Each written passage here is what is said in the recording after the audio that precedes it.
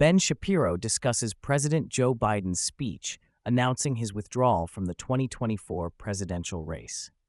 Shapiro criticizes Biden's performance, noting his stumbling over words and apparent difficulty staying awake during the 11-minute teleprompter speech. He argues that Biden's declining mental health is the obvious reason for his withdrawal, though Biden did not explicitly state this. Shapiro points out that Biden, his administration, and the media have been dishonest about his health for years. Biden framed his withdrawal as necessary to preserve democracy, claiming the election was too important for him to be in it. Shapiro finds this reasoning nonsensical, arguing that if Biden wanted a referendum on his presidency, he could have simply stayed in the race. Biden praised his own record and leadership, but said nothing could come in the way of saving democracy, including personal ambition. He claimed it was time for new, younger voices. Shapiro questions why Biden isn't resigning the presidency immediately if he's unfit to run for re-election. He argues Biden's continued presidency for the next 6 months poses problems for Democrats and Kamala Harris. He criticizes Biden's vague statements about defending democracy without explaining how his withdrawal accomplishes this.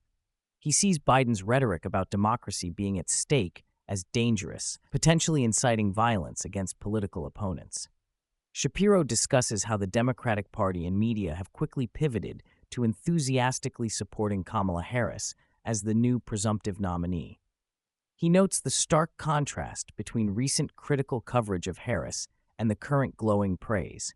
He argues Harris is a deeply radical candidate whose policies align closely with Biden's, including support for higher taxes and increased government intervention in the economy. He highlights Harris's decision to skip Israeli Prime Minister Benjamin Netanyahu's speech to Congress, seeing it as indicative of the Democratic Party's shift away from supporting Israel.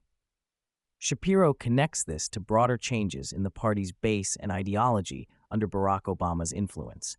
He argues the Democratic Party is now held hostage by its pro-Palestinian faction. Shapiro discusses Netanyahu's speech to Congress, which about half of congressional Democrats boycotted. He sees this as unprecedented and reflective of a major shift in the Democratic Party's stance toward Israel. He reviews key points from Netanyahu's speech, including his thanks to both Biden and Trump, his defense of Israeli soldiers, and his criticism of pro-Palestinian protesters. He argues there was nothing controversial in the speech to justify the Democratic boycott.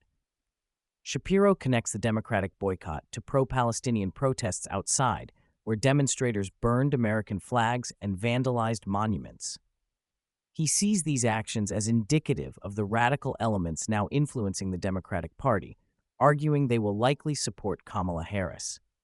He criticizes the lack of law enforcement response to these demonstrations. Shapiro observes how quickly the media has shifted from critical coverage of Biden and Harris to enthusiastic support for Harris.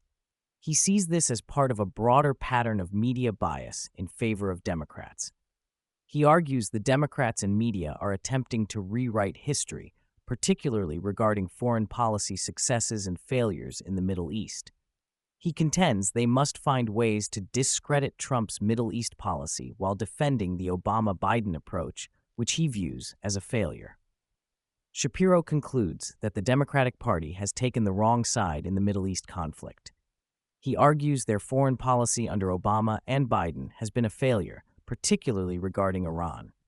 He predicts Harris will continue this failed approach. He sees the Democratic response to Netanyahu's speech and the accompanying protests as reflective of a party that has lost its way on foreign policy and embraced radical elements hostile to both Israel and traditional American values.